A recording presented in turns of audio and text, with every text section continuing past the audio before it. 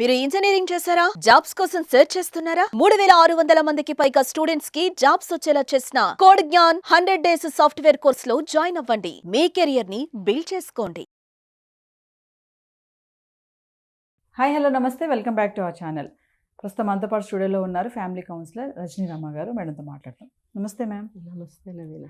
Ma'am, మంచి భార్యాభర్తలుగా ఉండాలి అంటే మీరు ఇచ్చేటటువంటి టిప్స్ ఏంటి? ఇవి చాలా మందికి ఉపయోగపడతాయి ఈ జనరేషన్ వాళ్ళకి.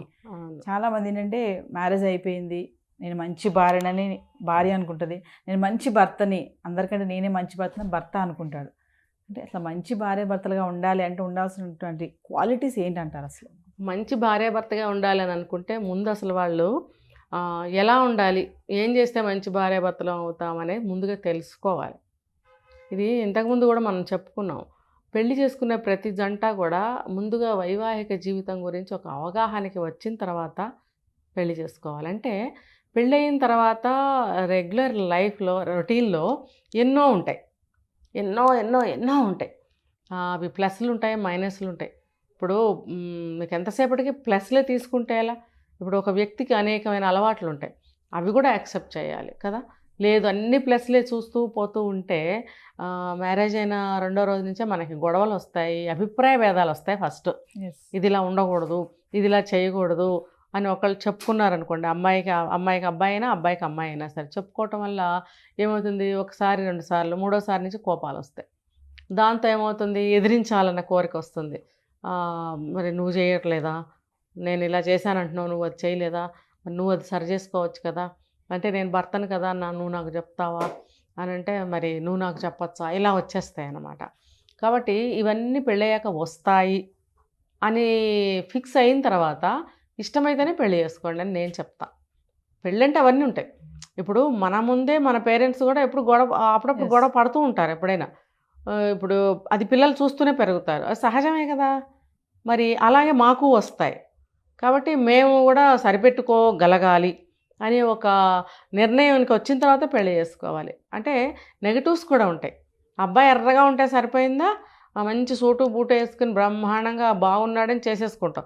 ఇంటికి పెళ్ళైన తర్వాత అతను లుంగీ మీద ఉండొచ్చు, షర్ట్ లేకుండా కూర్చోవచ్చు, అది నీకు నచ్చకపోవచ్చు, కానీ అది అతనికి ఫ్రీ. అప్పుడప్పుడు కూర్చోవాలనిపిస్తుంది, ఎప్పుడు సూట్ వేసుకుని కూర్చోవాలంటే అవుతుంది, అది నీకు నెగిటివ్. ఇప్పుడు రెగ్యులర్ 24 hours కలిసి ఉంటున్నప్పుడు మరి అలాంటివి కూడా ఉంటాయి, అవి కూడా నువ్వు రిసీవ్ చేసుకోగలగాలి. అంతేగాని సినిమా హీరోలాగానే 24 గంటలు కనపడాలంటే అది కష్టం. ఇది జీవితం, సినిమా కాదు. ఇలాంటివన్నీ పెళ్ళికి ముందు అంటే నిజాలు అనుకోండి, రియాలిటీ అనుకోండి, అసలు ఏదైనా ప్రాక్టికల్ అనుకోండి, ఏదైనా ఇలా ఉంటుంది అని నిశ్చయించుకున్న తర్వాత, ఇష్టపడిన తర్వాత పెళ్ళికి వెళ్ళాలి. ఓకే. సో డే 1 నుంచి, మ్యారేజ్ అయిన డే 1 నుంచి కూడా వీళ్ళు భర్త ఏం చేయాలంటే భార్యని ఇంకొక తల్లిలాగా చూడటం అలవాటు చేసుకోవాలి. తన తల్లిలాగా చూడమని నేను అనట్లేదు, ఒక తల్లి, కాబోయే తల్లి కదా, మరో తల్లి. ఇప్పుడు ప్రతి అమ్మాయి, ప్రతి స్త్రీ కూడా ఒక తల్లే కదా. కాబట్టి పెళ్లి చేసుకున్న క్షణం నుంచి కూడా ఆమెని ఇంకొక తల్లిలాగా చూడటం మొదలుపెట్టాలి. అలాగే భార్య కూడా ఏం చేయాలి, లవ్ చేసుకున్నా అరేంజ్డ్ మ్యారేజ్ అయినా కూడా ఆ రోజు నుంచి తన్ని ఒక బిడ్డలాగా చూడగలగాలి. నిన్నటి వరకు మనం తిరిగిన తిరుగుళ్ళు కానీ ఏమైనా సరే అది ఓకే, తిరిగాం, ఫ్రెండ్షిప్గా తిరిగాము, ఇష్టపడ్డాం, పెళ్ళి చేసుకుని ఒక తెర దించాం. మన ప్రేమ అనే ఒక అంకానికి మనం తెరదించి పెళ్ళి అనే ఒక కొత్త అంశానికి తెర లేపాం.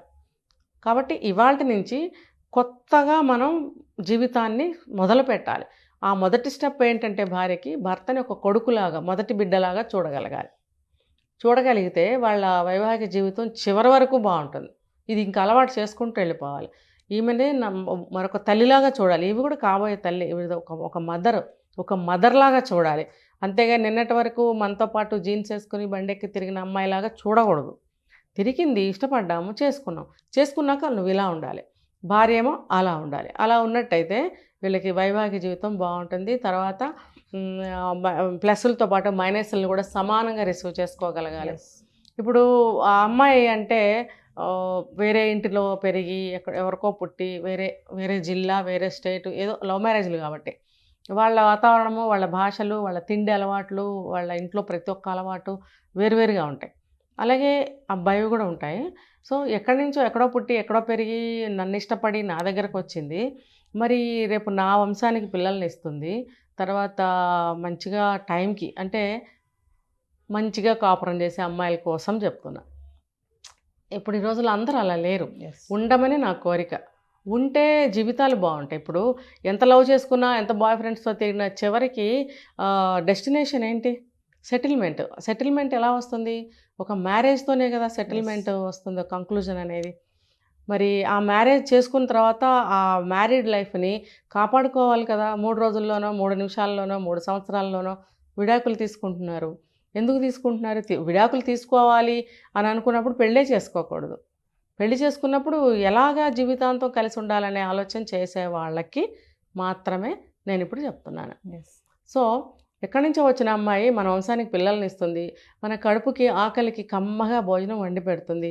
ఒకవేళ ఉద్యోగం చేసే అమ్మాయి అయినా సరే, హౌస్ వైఫ్ అయినా సరే, ఆ ప్రేమ ఆప్యాయత భర్త మీద గౌరవం ఉన్న అమ్మాయి చేసే పెడుతుంది. తను చేసి ఆఫీస్కి తను తీసుకెళ్తుంది, భర్తకి చేసిస్తుంది. లేదు అటువంటి అభిప్రాయం లేని అమ్మాయి అయితే చేయదు. నేను మంచి అమ్మాయిలకని చెప్పాను కదా ఇప్పుడు ఇది. సో మరి తర్వాత తన ఇంటిని ఒక సైనికుల్లా కాపాడుతుంది. ఇది ఏ తరంలో ఇల్లాలకైనా నేను చెప్తున్నాను. ఇప్పుడు మా వయసు వాళ్ళైనా, మీ వయసు వాళ్ళైనా, నెక్స్ట్ జనరేషన్ వాళ్ళకైనా ఇదే. ఒక ఇంటిని ఒక మంచి అమ్మాయి సైనికుల్లా కాపాడుతుంది. తర్వాత భర్త కీర్తి ప్రతిష్టల్ని పెంచుతుంది, పరువు ప్రతిష్టల్ని కాపాడుతుంది. మరి భర్తకి పెద్ద వయసు వచ్చిన తర్వాత హెల్త్ బాగోకపోతే తన వంతు తను ఎంత చేయగలిగితే అంత చివరి వయసు వరకు ఏదో ఒక సేవ చేయటానికే ప్రయత్నిస్తుంది. జీవితం చివరి వరకు తోడు నిలబడుతుంది ఒక మంచి అమ్మాయి. మరి అలాంటి అమ్మాయిని ఎలా చూడాలి? మరి అలాగే ఒక అమ్మాయి కూడా భర్తని, ఇప్పుడు ఇద్దరు కూడా పెళ్ళి అవ్వటమే భర్త నా బానిసం చేసుకోవాలని, భార్యని నా బానిస చేసుకోవాలని, పని చేయటానికే వచ్చాడు అని అనుకోకూడదు. ఇద్దరు ఒకరికొకళ్ళు హెల్ప్ చేసుకోండి, సేవ అనుకోండి, సహాయం అనుకోండి. లేకపోతే ఇద్దరం జాబ్ చేయాలి, టైం సరిపోవటం లేదనుకోండి, ఇద్దరు సహాయం చేసుకుంటే గబగబా వెళ్తారు కదా. దెబ్బలాడుకోవద్దు, ఎవరికి అయినంతలో వాళ్ళు చేసుకోవాలి. బానిసను చేయటానికి ప్రయత్నించకండి. ఒక మంచి అమ్మాయి ఏం చేస్తుందంటే భర్తని రాజుని చేయాలని చూస్తుంది. ఎందుకో తెలుసా? తను రాణి అవ్వచ్చు కదా. భర్త రాజు అయితే తను రాణి కదా. మరి అప్పుడు ఎంత బాగుంటుంది? చాలా బాగుంటుంది. తెలివిగల అమ్మాయి చేయాల్సిన పని ఇది. అంతేగాని బానిసం చేయకూడదు. అబ్బాయి అయినా అమ్మాయిని బానిసం చేయకూడదు. సో ఇవి తెలుసుకోవాలి. తర్వాత అమ్మాయి ఏం చేయాలి? భర్త కష్టపడి వస్తున్నాడు, అతనికి ఇంటికి రాగానే కాస్త సేద తీర్చే మాటలు, కాస్త టీ, కాఫీ, మంచినీళ్ళు, ఏదైనా స్నాక్స్ ఉంటే పెట్టడము, అన్నిటికంటే మించి చల్లగా మాట్లాడటము. ఇంట్లో ఉండే అమ్మాయి అయినా, ఉద్యోగం చేసిన అమ్మాయి అయినా సరే, ఇద్దరు కలిసి వెళ్తారు, కొంతమంది కలిసి వస్తారు. ఇంటికి రాగానే తాళం తీసుకుని ఇంట్లోకి వచ్చి కూడా చేయవలసిన పని ఇది. గబగబా ఇద్దరు కలిసి ఒకరికొకరు వాటర్ ఇచ్చుకోవచ్చు. స్నాక్స్ ఏమన్నా రెడీగా ఉంటే ఎవరో ఒకరు తీసి ఇద్దరికి పెట్టచ్చు. అదే కానీ ఇంట్లోనే ఉన్న అమ్మాయి అయితే కనుక మరి ఎండలో తిరగదు కదా. అతనంటే ఎండలో తిరుగుతాడు, ట్రాఫిక్లోంచి కష్టపడి వస్తాడు, ఆఫీస్లో ఎన్నో ఎదుర్కొంటూ ఉంటాడు. తను ఏమనుకుంటాడు? నా కష్టం గుర్తించాలి నా భార్య అనుకుంటాడు. నేను ఇంత కష్టపడుతున్నాను కదా, మరి నా కష్టం గుర్తించి నన్ను మంచిగా నువ్వు ఇలా కష్టపడుతున్నావు అని అనాలని కోరుకుంటాడు. భార్య ఏం కోరుకుంటుందో తెలుసా? పొద్దుటి నుంచి పని చేస్తున్నావు కదా. కొంతమంది భర్త వెళ్ళంగానే తలుపులేసేసి షాపింగ్కో, షికార్కో, చుట్టాలింటికో ఫోన్లు పట్టుకునో ఉంటారు, పని చేయరు, వంట చేయరు అని కొంతమంది అనుకుంటారు. కానీ కొంతమంది అమ్మాయిలు చక్కగా ఇల్లు ఇంటీరియర్ సర్దుతారు, సాయంత్రం మంచిగా డిన్నర్కి ఏమేమి తయారు చేయాలని రెడీ పెట్టుకుంటారు, పిల్లలుంటే పిల్లల కోసం ఏం చేయాలి, ఇల్లంతా నీట్గా. అంటే 24 గంటలు ఎవరు ఇంటికి వచ్చినా అప్పుడు సర్దినట్టుగా పెట్టాలని అనుకుంటారు కొంతమంది. సో ఈ నేపథ్యంలో కష్టపడుతూ ఉంటారు. కొంతమంది మిషన్లో బట్టలు వేస్తే ఇష్టం ఉండదు, చేత్తోనే ఉతుక్కుంటారు అమ్మాయిలు. ఈ రోజుకి ఉన్నారు, చేత్తో బట్టలు ఉతుక్కుంటారు. కొంచెం మనీ సేవ్ చేయాలనుకుంటే వాళ్ళే తనే ఇస్త్రీలు చేస్తుంది. మరి ఇలాంటి నేను కూడా మా పిల్లలకి, మా వారికి నేను కూడా చాలా సంవత్సరాలు చేశాను. అంటే ఆ కోరిక నాలో కూడా ఉంది. కాబట్టి అలా చేసే అమ్మాయిలు ఉంటారు. వాళ్ళు ఏమనుకుంటారో తెలుసా? ఇంత కష్టపడ్డాను పొద్దుటి నుంచి, నువ్వు ఇంత కష్టపడ్డావా అని భర్త అనుకోవాలని తను అనుకుంటుంది. అంటే తన కష్టం చూడాలని భర్త, తన విశ్రాంతి చూడాలని భార్య కోరుకుంటారు. కోరుకున్నప్పుడు ఏం చేయాలి? అది గుర్తించాలి, అది గుర్తుపెట్టుకోవాలి. గుర్తుపెట్టుకుని ఓ భలే సర్దేవే, బాగా కష్టపడినట్టున్నావంటే అబ్బో ఇంకెందుకు పొంగిపోతుంది అనమాట. ఇది చాలామంది భార్యలకి ఉన్నటువంటి క్వశ్చన్ మేడం. అవును. ఏంటంటే ఇంత కష్టపడుతున్నా Yes. భర్త వచ్చి ఒక్క మాట అంటే అది ఎంత అంటే అన్ని మర్చిపోతారు అక్కడ. అవును, మర్చిపోతారు, అక్కడ పొంగిపోతారు, అసలు ఇంకా అసలు. 4 చేసి పెడతారు. మీకోసం ఈ మాత్రం చేయలేనా, ఇన్ని చేసిన దాన్ని ఇంకొకటి చేయటం నాకు పెద్ద లెక్క అని అంటారనమాట. అలాగే పొద్దుటనగా వెళ్ళారు, ముఖం వాడిపోయింది, ట్రాఫిక్లో చాలా ఇబ్బంది అయి ఉంటుంది, బాగా పొల్యూట్ అయింది ఫేస్, ముందు స్నానం చేయండి, బాగా అలసిపోయారు, వేడివేడి కాఫీ తెస్తాను అని అందనుకోండి, అబ్బో అసలు ఇంకెందుకు, నేనేం అలసిపోలేదు, మొన్న ఏదో అడిగావు కదా షాపింగ్కి వెళ్దాం పదా అంటాడు, ఖచ్చితంగా అంటాడు. ఈ టైంలో ఎందుకులే అంటే కూడా లేదు లేదు బోల్డ్ టైం ఉంది, మనకి 10 వరకు షాపులు ఉంటాయి పదా అంటాడు. అంటే అది ఏం కోరుకున్నారో అది ఇవ్వగలిగితే వాళ్ళు అసలు లెక్క చేయరు కష్టాన్ని.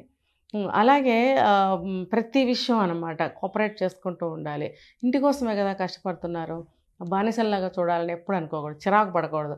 ఆఫీస్ నుంచి తీసుకొచ్చే కోపతాపాలు ఇంట్లో చూపించడం, ఈ చుట్టుపక్కల వాళ్ళతో ఏదైనా అయితే రాగానే భర్తతో పేచీ పడటం, ఇవన్నీ చేయకూడదు. ఇద్దరు ఇలాగా అనుకున్నట్టు అయితే కనుక ఇంకా చాలామంది మనం చెప్పుకోవాలంటే సింపుల్గా అనమాట. సో ఇలా అనుకుంటే వాళ్ళ బంధం గట్టిగా ఉంటుంది, చాలా అంటే చాలా స్ట్రాంగ్గా ఉంటుంది. సో ఫైనల్గా మేడం, భార్యాభర్తల బంధం అనేది తల్లి కొడుకు ప్రేమ ఎలా ఉంటుందో అలానే ఉండాలని చెప్తున్నారు. ఖచ్చితంగా అంతే కదా మరి. ఇప్పుడు ఒక బంధం ఇప్పుడు తల్లిదండ్రులు వాళ్ళు ఉన్నంత వరకు వాళ్ళతో మన బంధం ఉండాల్సిందే. తర్వాత మనకెవరు, మనకు పుట్టిన పిల్లలు మనల్ని వదిలి వాళ్ళ జీవితం వాళ్ళ కెరీర్ కోసం వాళ్ళు వెళ్తారు కదా, మరి మిగిలేది మనమే కదా చివరి వరకు పండుటాకుల్లాగా మిగిలాల్సింది భార్యాభర్తలే, ఇంకెవరు ఉంటారు చెప్పండి. సో వాళ్ళ బాండింగ్ అనేది బలంగా ఇది ముందుగానే తెలుసుకోవాలి. నేను చాలా వీడియోస్లో చెప్పాను, పెళ్ళికి ముందే మీరు వైవాహిక జీవితం ఎలా ఉంటుంది అని మీ అమ్మ నాన్నలు చూస్తేనే అర్థమవుతుంది అసలు. లేదా మీ తాతలు, మీ పిన్నులు, మీ అత్తలు, మీ చుట్టాలు బోల్డ్ మంది 40, 50, 60 సంవత్సరాలు కాపురాలు చేస్తుంటే అది ఎలా సాధ్యం అని మీరు తెలుసుకుని పెళ్లి చేసుకోండి. ఇలా అసలు విడాకులు ఎందుకు తీసుకుంటారు?